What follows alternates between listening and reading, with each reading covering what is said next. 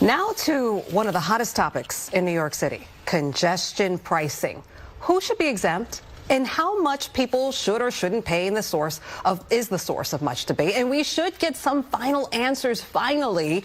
Eyewitness News reporter Lindsay Tuckman outside MTA headquarters in Lower Manhattan with details on something, Lindsay, there have been no shortage of opinions on.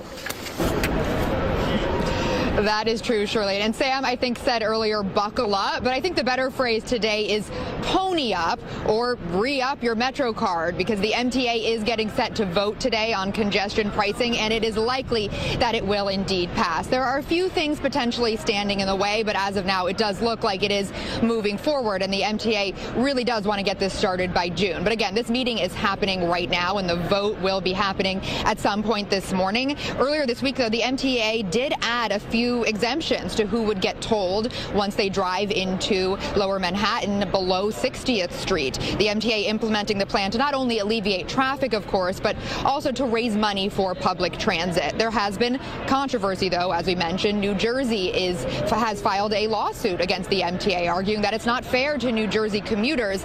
Oral arguments for that lawsuit begin next week, and it's just one of other lawsuits arguing that the plan is unfair to certain groups of people. But as it stands, here is what the plan looks like and what the MTA board will be voting on today. Most drivers, the average vehicle, will be charged $15 to enter the toll zone. Not going to be charged, though, if you are driving in Lower Manhattan on the West Side Highway or the FDR. You can get around it that way. Trucks and buses will pay $24 or $36. There will be some credits for residents who live below 60th Street and make below a certain salary threshold, but these are the new exemptions that were decided on this week. Yellow school buses and commuter buses like the Hampton Jitney will not have to pay the toll, as well as many city-owned vehicles. Now, as I mentioned, that board meeting is happening right now. They have first an hour of public comments, and then the MTA will speak a little bit before taking this finally to a vote.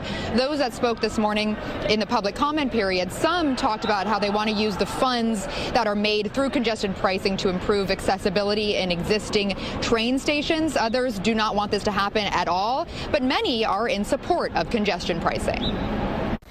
Today, congestion pricing takes the next critical step to becoming reality.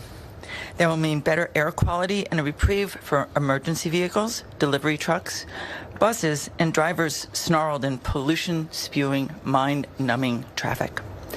It will mean that transit riders around the region, New York, New Jersey, Connecticut, and beyond, will benefit from the tremendous investment to come from funds raised and reinvested in subways, buses, Metro North, Long Island Railroad, and the Staten Island Rail. Please do not, and I repeat, do not approve this plan today unless we hear from all the lawsuits filed by New Jersey and all other groups.